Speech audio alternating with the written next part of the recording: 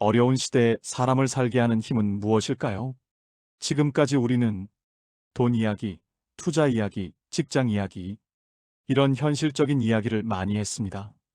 그런데 오랫동안 사람들을 만나보니 결국 한 가지로 돌아오는 경우가 많았습니다. 사람은 혼자서는 오래 버티기 어렵다. 이 점이었습니다. 경제가 좋을 때는 이 사실이 잘 보이지 않습니다. 왜냐하면 일도 있고 돈도 움직이고 사람들도 바쁘기 때문입니다. 하지만 어려운 일이 생기면 사람은 결국 사람을 찾게 됩니다. 왜 그럴까요? 돈은 문제를 해결해 주기도 하지만 마음을 붙잡아 주지는 못하기 때문입니다. 예를 하나 말씀드리겠습니다. 제가 아는 한 분이 사업을 하다가 크게 어려워진 적이 있었습니다. 사업이 무너지면서 빚도 생기고 사람들도 많이 떠났다고 합니다. 그때 그분이 나중에 이런 말을 했습니다. 돈보다 더 힘들었던 것은 사람이 사라지는 느낌이었다. 그런데 그때 오래 알고 지낸 한 친구가 가끔 찾아와 같이 밥을 먹었다고 합니다. 큰 도움을 준 것은 아니었습니다.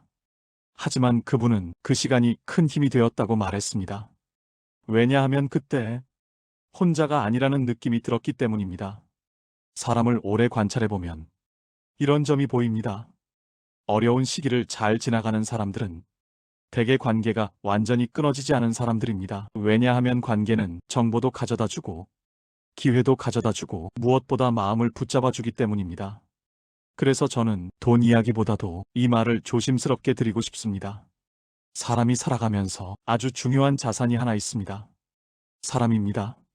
좋은 관계는 당장 돈이 되지 않을 수도 있습니다. 하지만 시간이 지나면 생각보다 큰 힘이 되는 경우가 많습니다. 왜냐하면 세상은 결국 사람이 움직이기 때문입니다. 제가 젊었을 때 한 어른이 이런 말씀을 하셨습니다.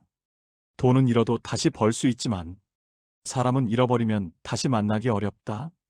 그 말이 시간이 지나면서 조금씩 이해가 됩니다. 그래서 저는 가끔 이런 생각을 합니다. 돈을 모으는 것도 중요하지만 사람의 마음을 잃지 않는 것이 더 중요할 수도 있겠다고 말입니다. 왜냐하면 어려운 시대일수록 사람을 살게 하는 힘은 결국 사람 사이에서 나오기 때문입니다.